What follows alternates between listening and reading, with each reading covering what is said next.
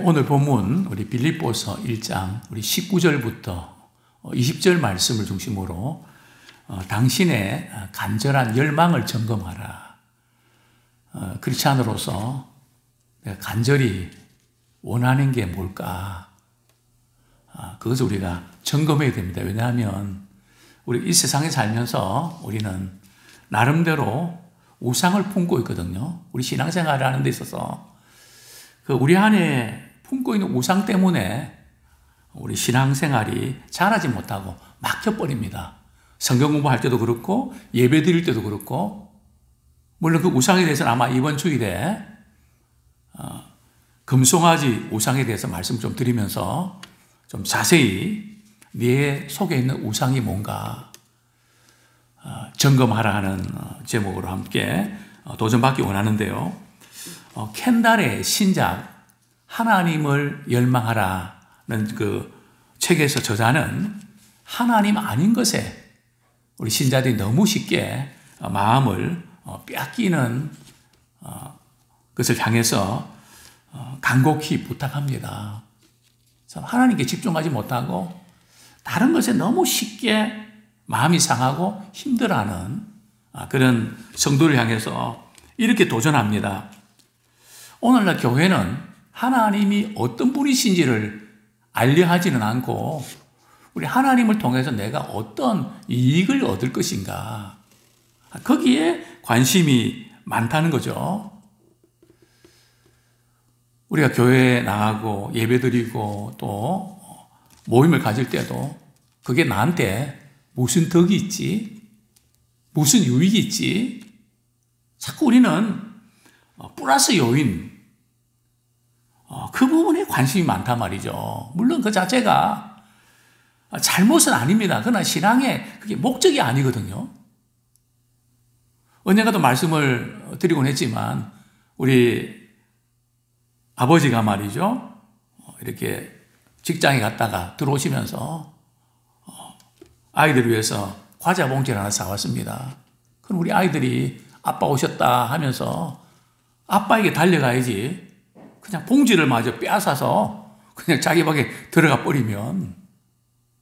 근데 우리가 지금 그런 신앙생활 할 때에 마음 상하고 힘들어하고 막 그런 우리의 간절한 마음이 주님 자신이 아니라 주님이 내게 주시는 것, 그거 안 주시는 것 때문에, 해결 안 해주는 것 때문에 그냥 뭐 어떻게 할 줄 모르는, 그래서 우리는 내가 꼭 이렇게 하고 싶은데 안 되는 것 때문에 좌절하고 그것을 넘어서야 되거든요. 만약에 우리가 그것을 넘어서지 못하면 우리가 이렇게 힘들어하고 그것이 바로 우리의 우상입니다. 하나님께 제일 싫어하는 게 우상이거든요. 내 앞에 다른 신을 두지 말고 우상을 내 앞에 두지 마라. 정말 우리의 간절한 열망이 뭔지 오늘 말씀을 통해서 한번 점검해 보면 좋겠습니다. 오늘 본문 우리 빌립보서 1장 19절 말씀 읽어드리겠습니다. 이것이 너희의 간구와 예수 그리스도의 성령의 도우심으로 나를 구원에 이르게 할 줄 아는 거로. 바울은 1장 18절에서 전파되는 것은 그리스도니 이로써 나는 기뻐하고 또한 기뻐하리라. 그러면서 우리 19절에 보면 우리말 성경에는 그게 언급이 안 되지만, 왜냐하면 그 이유는 연결되어 있는 본문입니다. 그러니까 바울이 지금 감옥에 갇혀 있지만 내가 기뻐할 수밖에 없는 이유는 내가 구원에 이르게 할 줄 아는 거로. 여기서 바울이 자신이 구원에 이르게 될 줄 안다, 이게 무슨 뜻일까요? 자신이 구원받게 될 줄로 안다는 그런 뜻일까요? 먼저 우리가 오해해서는 안 되는 것이 성경에서 구원이라는 단어가 사용될 때에 세 가지 의미를 갖고 있습니다. 첫 번째, 우리 누가복음 1장 75절이죠. 구속 곧 제3의 구원이 있는데요. 누가복음 1장 75절 한번 보겠습니다. 1장 75절이 아니고요. 77절 죄송합니다. 누가복음 1장 77절 시작. 주의 백성에게 그 죄사함으로 말미암는 구원을 알게 하리니. 죄사함으로 말미암는 구원. 구원의 이렇게 과거적인 의미라고 할까요? 우리 죄사함 받은 구원의 의미. 자, 두 번째 구원의 의미는 어떤 의미가 있을까요? 우리 현재 생활 속에서 어려움을 겪을 때 거기서 도움을 얻는 것. 자, 예를 들어서 예수님과 제자들이 붕당이는 바다 위에 이제 이렇게 가고 있는데요. 제자들이 그냥 죽게 됐다고 왜 우리를 구원하지 않냐고 그렇게 말합니다. 그때 구원은 어떤 구원일까요? 지금 우리 물에 빠져 죽게 생겼는데 빨리 우리를 구출해달라는 그런 의미에서 구원입니다. 또 이렇게 예수님께서 환자들 고치실 때에 내 구원 받았느니라. 그 무슨 뜻입니까? 내 병이 치료함을 받았다는 의미입니다. 그러니까 구원의 의미는, 구원이라는 단어는 비슷하지만은 의미는 다르다는 겁니다. 그래서 이것을 잘 우리가 이해를 하셔야 됩니다. 이걸 우리가 환경에서의 구원이라 그러죠. 참 어렵고 힘들 때 우리 하나님 도와주세요. 그래서 하나님의 도우심을 우리가 얻는 것. 성경은 구원을 얻었다 그럽니다. 원래 구원의 의미는 물에 빠진 사람을 건져주는 게 구원 아닙니까? 어쨌든 구원의 두 번째 의미. 자, 세 번째 의미가 있습니다. 우리 빌립보서 1장 12절. 항상 우리가 이 본문을 읽을 때에 참 우리가 구원받았는가 참 이렇게 고민하게 되는데요. 빌립보서 2장 12절. 빌립보서 2장 12절. 같이 읽겠습니다. 시작. 그러므로 나의 사랑하는 자들아, 너희가 나 있을 때뿐 아니라 더욱 지금 나 없을 때에도 항상 복종하여 두렵고 떨림으로 너희 구원을 이루라. 여기 구원을 받았으면 받았지 왜 구원을 이루라고 하셨을까? 이것은 마지막 날 우리 주님 다시 오실 때에 완성된 구원, 즉 영혼의 구원을 말씀하고 있는 거거든요. 그래서 우리가 이 구원의 의미를 우리가 이렇게 구분할 줄 알아야 됩니다. 자, 그렇다면 오늘 본문에서 빌립보서 1장 19절에서 나를 구원에 이르게 할 줄 아는 거로 할 때 여기 구원은 어떤 구원일까요? 예. 그렇죠. 환경에서의 구원, 그걸 어떻게 압니까? 우리 빌립보서 1장 25절 같이 한번 읽겠습니다. 시작. 내가 살 것과 너희 믿음의 진보와 기쁨을 위하여 너희 무리와 함께 거할 이것을 확실히 아노니. 그러니까 바울은 말이죠. 하나님께서 자신을 이렇게 감옥에서 석방시켜 주셔서 빌립보 교인들을 만나게 되고 또 복음을 전파하게 되는 이것을 바울은 확신을 하고 있습니다. 자, 이런 석방될 것에 대해서 바울은 기대합니다. 사실 바울이 예수 그리스도로 기뻐하고 또 기뻐한다고 했지만 바울 역시 사람인데 감옥에 갇혀 있는데 죽고 싶겠습니까? 살고 싶죠. 바울은 이 육신적으로는 석방되어서 살고 싶은 마음이 있었던 겁니다.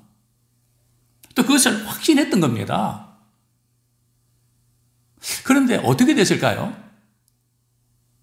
근데 확신이 무너지고 말았습니다. 우리 신앙생활도 마찬가지입니다. 정말 믿음의 확신 가지고 이렇게 될 거라고 믿었는데 무너질 때가 한두 번이 아닙니다. 그럴 때 굉장히 실망하고 좌절하게 되죠. 바로 그때 우리의 신앙에 진면목이 나타나는데요. 바울은 자신의 석방이 어떻게 이루어질 것을 알았나요? 우리 19절에 보면요. 너희의 강구와 즉 빌립보 교인들의 중보기도, 참 바울이 석방을 위한 이 중보기도가 효력을 발생할 것을 알았습니다. 그러니까 우리는 어떤 사람들 뭐 이렇게 백을 쓰고 어떻게 뭐 아는 사람을 통해서 석방 이렇게 구명운동하는 뭐 이런 것도 때로는 필요하지만 그것보다 더 중요한 것은 우리는 어떤 문제를 만나든지 우리 기도를 부탁하는 거 대단히 중요합니다. 왜냐하면 우리가 기도할 때에 우리 하나님께서 역사하시지 않습니까? 기도는 만사를 변화시킵니다. 그래서 우리가 다른 어떤 것보다 특별히 좌절과 낙심과 참 어떻게 할 수 없을 때, 적어도 병명이 나오지 않을 때, 도저히 인간의 방법으로 불가능할 때, 의사도 손을 쓸 수 없을 때 우리는 주님을 전적으로 의지하기 원합니다. 그리고 주변에 있는 분들에게 기도를 부탁하십시오. 바울은 이것을 너무너무 잘 알았습니다. 그래서 바울은 늘 기도 부탁하지 않습니다. 나를 위해서 저 제발 좀 기도해 달라고. 또 성경은, 또 바울은 이렇게 고백합니다. 어떻게 이것이 가능한가 하면 그리스도의 성령의 도우심으로. 중보기도가 사람의 어떤 도움을 구한다면 성령의 도우심은 전적으로 그리스도의 도우심을 힘입는, 그래서 성령의 도우심 안에서만 역사가 나타납니다. 그래서 우리 기도를 통해서 우리가 성령 충만하게 되고, 그럴 때에 성령의 역사가 강하게 나타나는 줄 압니다.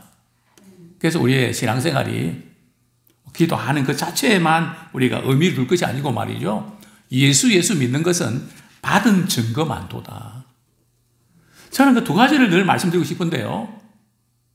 우리 기도하는 사람들이 꼭 갖춰야 될 그 두 가지는 뭔가 하면 사랑하고 기도하십시오.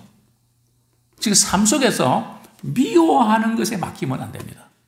기도는 하지만은 누구를 미워하는 것이 많으면요, 기도가 막혀버립니다. 왜냐하면 하나님은 사랑이시기 때문에 그렇습니다. 기도는 하나님이 응답해 주지 않습니까? 그러면 하나님과 하나님의 마음이 합해야 되잖아요. 하나님은 사랑이신데 우리가 미움을 품고 용서 못하고 그러면 어긋난단 말이죠. 그래서 우리 회개하고 미움이 풀릴 때까지 하나님은 응답하시지 않고 기다리신단 말이죠. 그러니까 기도 응답의 타이밍이 얼마나 길어집니까?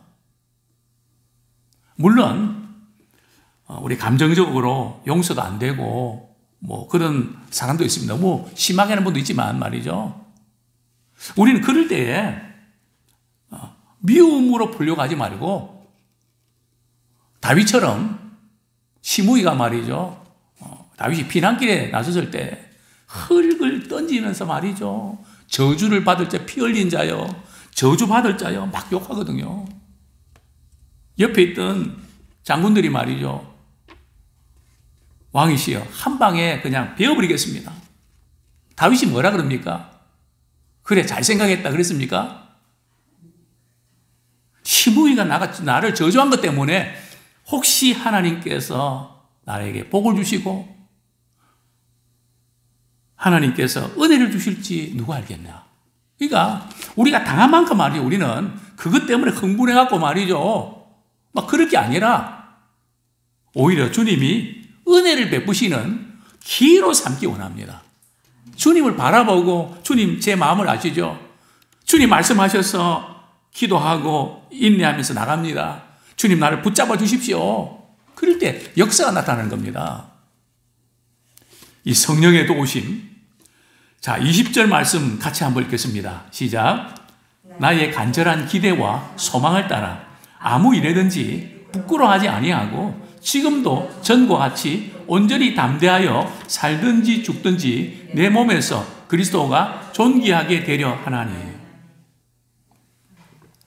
바울에게 있어서 좀 감옥에서 석방되는 거, 바울도 사람이기 때문에 기대했습니다. 또 확신도 했습니다. 그러나 우리 인간의 기대와 확신은 꺾일 수 있단 말이죠.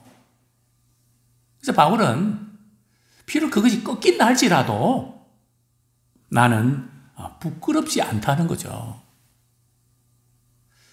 정말 중요한 것이 바로 이 부분입니다. 비록 우리가 참 원하는 것 하나님 어떤 때는 응답해 주시지만 어떤 때는 꺾일 때가 있단 말이죠. 적어도 우리 신자는 우리 상황이 어떻든지 부끄럽지 않아야 됩니다. 창피해서 죽겠다. 성경에 보면 그런 말씀이 자주 나옵니다. 복음을 내가 부끄러워하지 아니하노라. 또 우리 로마서 5장에 보면 말이죠. 우리 그리스도의 특징이 나오죠. 로마서 5장 한번 보겠습니다. 많은 그리스도인들이 못 사는 것 때문에 부끄러워하고 없는 것 때문에 부끄러워하고 못 입어서 부끄러워하고 여러 가지 충족되지 않는 것 때문에 부끄러워하는데 어떻게 해야 될까요? 로마서 5장 5절 같이 읽겠습니다. 시작. 소망이 우리를 부끄럽게 하지 아니하면 우리에게 주신 성령으로 말미암아 하나님의 사랑이 우리 마음에 부은 바 됨이니. 우리는 하나님께 소망을 두고 살아가는 사람이기 때문에 우리를 부끄럽게, 그 소망이 우리를 부끄럽게 하지 않는다는 거죠. 우리 하나님께 소망을 가진 사람은 때로는 몸이 약하고 또는 속상한 일이 생기고 그래도 부끄럽지 않다. 왜요? 상황 보면 부끄러울 때가 있는데 그리스도의 사랑이 우리 마음에 부어졌기 때문에 말이죠.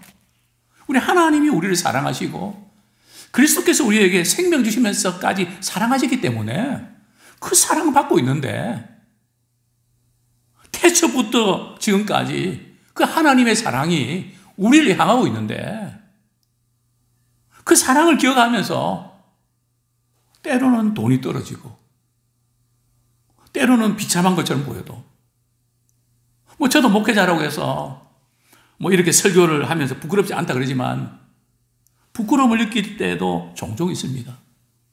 나는 목회를 왜 이렇게 하나? 정말 잘할 수 있었을 텐데 내 모습은 왜 이런가? 또 이제 우리 동생들이 모여서 말이죠. 목사님의 교회는 저만 보면 한 몇천 명 정도는 모인다고 생각이 되는가 봐요. 몇십 명도 아니고요. 몇천 명은 모이죠. 기본적으로 그렇게 묻습니다. 그럼 저는 조금 모입니다. 그렇지. 그 말하는 순간에 부끄러움을 느낍니다. 또 큰 교회 말이죠. 그냥 이렇게 몇천 명, 이렇게 만 명 모인, 거기 가서도 설교할 때도 있고 말이죠. 보면, 나는 언제나 저렇게 되나 하는 그런 마음도 없지 않아 있습니다. 그러나, 그건 잠시고, 그것 때문에 부끄럽지 않습니다. 하나님 내게 맡겨주신 한 영혼, 그들의 사랑을 품고 기도하고 안타까워하고, 그게 크니까요. 그냥 우리 잠시 우리 느낄 수 있는 그런 건 있지만 하나님이 내게 주신 그 자리, 그 사명 감당하면 되는 거지. 또 하나님이 나를 사랑하시는데 그게 뭐가 문제가 되냐. 그저 최선을 다할 뿐이죠. 바울은 나의 간절한 기대와 소망을 따라 바울은 간절히 열망한 게 있었습니다. 어떤 것을 열망했습니까? 그리스도만 존귀게 되면 나는 비참한 일을 겪어도 괜찮고 나는 손해봐도 괜찮고 내 이름이 땅에 떨어져도 괜찮고 나 때문에 우리 주님만 그 이름이 높아질 수만 있다면 나는 그것이 기쁘다는 거죠. 정말 우리의 신앙이 바로 여기에 있기를 원합니다. 오늘 본문에 보면 지금도 전과 같이 온전히 담대하여 바울이 원하는 것은 뭘까요? 지금 재판 결과가 안 좋아서 유죄가 되어서 사형 선고를 받을 수도 있습니다. 바울을 그것도 예견하고 있거든요. 또 재판 결과가 좋아서 석방되어서 빌립보 교인들을 만날 수 있는 가능성도 있습니다. 둘 다 있다는 거죠. 그래서 우리 예수 믿는 사람들은 어느 하나만 이렇게만 돼야 된다. 여기에 마음 빼앗기지 마십시오. 그 모든 것은 우리 하나님의 주권에 달려 있습니다. 우리 하나님께서 그렇게 해주시면 좋고 해주시지 않는다 할지라도 그저 그리스도 이름만 높아지고 주님께만 영광 돌려드리면 된다. 바울은 그 재판하는 과정에서도 복음만 담대히 전파하기를 원했던 것입니다. 주님만 나타내기를 원했던 것이죠. 그런데 오늘 본문에서 바울은 또한 이렇게 고백합니다. 살든지 죽든지 내 몸에서 뭐가 존귀하게 되기를 원한다고요? 그리스도가 존귀하게 되기 원한다. 자, 여기에서 살든지 죽든지. 이것은 살든 죽든지 하는 표현은 말이죠. 이래도 그만, 저래도 그만. 한 번 죽지 두 번 죽나. 포기한 상태가 아닙니다. 살든지 죽든지 하는 이 의미는 내일 좀 생각해 보겠지만 내게 사는 것이 그리스도니 사는 것도 유익하고 죽는 것도 그리스도께서 합력의 선을 이루기 때문에 그 죽는 것도 유익하다는 거죠. 그러니까 우리 그리스도인들은 상황이 문제가 안 됩니다. 어려운 상황이 주어졌습니까? 어려운 상황을 통해서 우리는 더 그리스도의 능력을 힘입는 기회로 삼기 원합니다. 또 좋은 상황이 주어졌습니까?